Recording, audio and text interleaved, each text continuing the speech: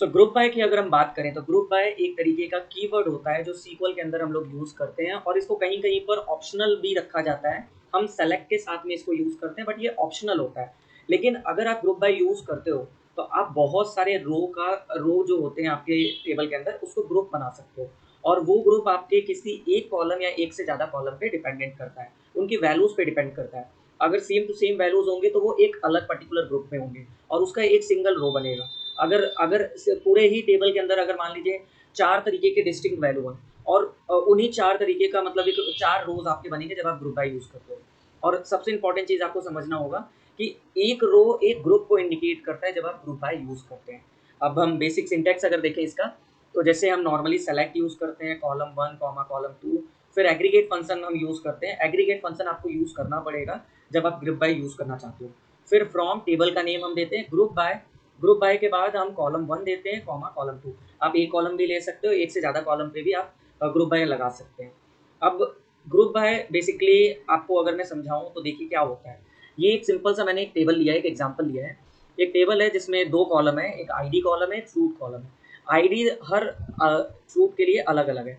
Apple के लिए अलग है, ऑरेंज के लिए अलग है, लेकिन फ्रूट्स कहीं-कहीं पे देखिए डबल भी है।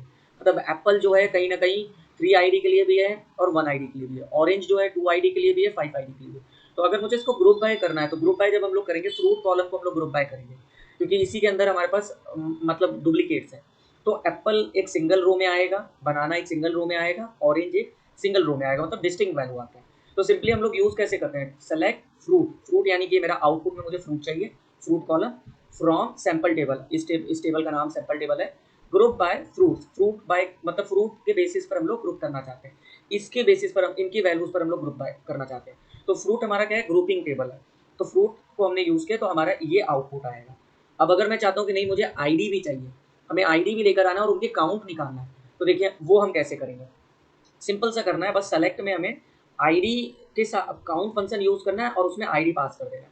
तो ये क्या होगा, ये एप्पल आपका 2 बार यूज़ किया गया, मतलब 2 बार आईडी में यूज़ किया गया है। बनाना 1 बार यूज़ किया गया, ऑरेंज 2 बार यूज़ किया गया है। तो बेसिकली हम लोग कर क्या रहे हैं, हमारा एक एप्पल एक सिंगल ग्रुप है और ये 2 बार मतलब इसके काउंट 2 हैं।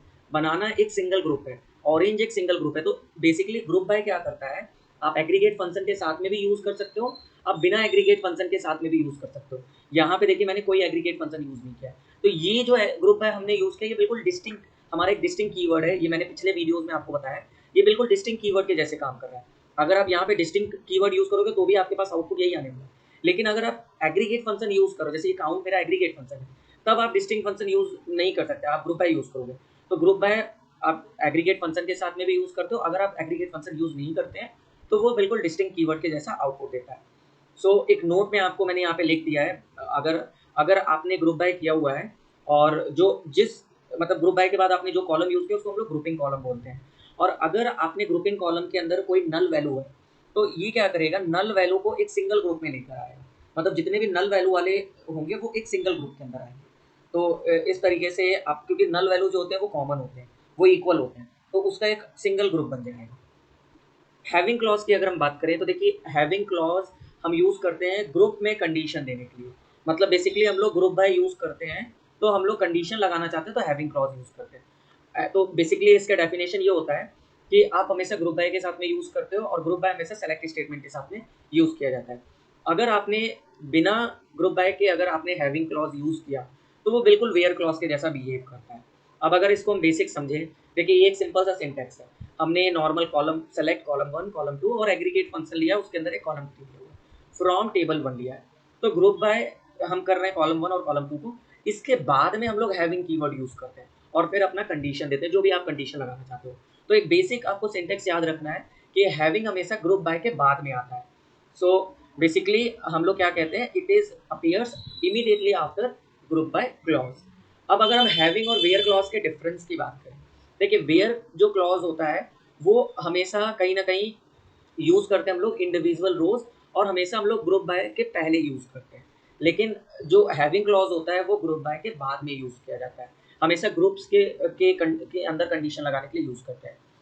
सिंपल सी चीज़ें अगर मैं इसका सिंटैक्स दिखाऊँ आपको, तो यहाँ पे देखिए ग्रुप बाय के पहले आप यूज़ कर रहे हो वेयर क्लॉज़, लेकिन हैविंग हमेशा ग्रुप बाय के बाद में यूज़ किया जाता है। तो ये छोटे-छोटे डिफरेंस है जो आपको समझना होगा, इंटरव्यूज़ में ये क्वेश्चंस पूछे जाते हैं। सो वेयर क्लॉज हमेशा ग्रुप बाय के पहले यूज़ किया जाता है और ये सिंगल रो के लिए यूज़ करते हैं। लेकिन हैविंग जो होता है ये ग्रुप्स में कंडीशन लगाने के लिए होता है, तो बेसिकली ग्रुप बाय के बाद में हम लोग यूज़ करते हैं।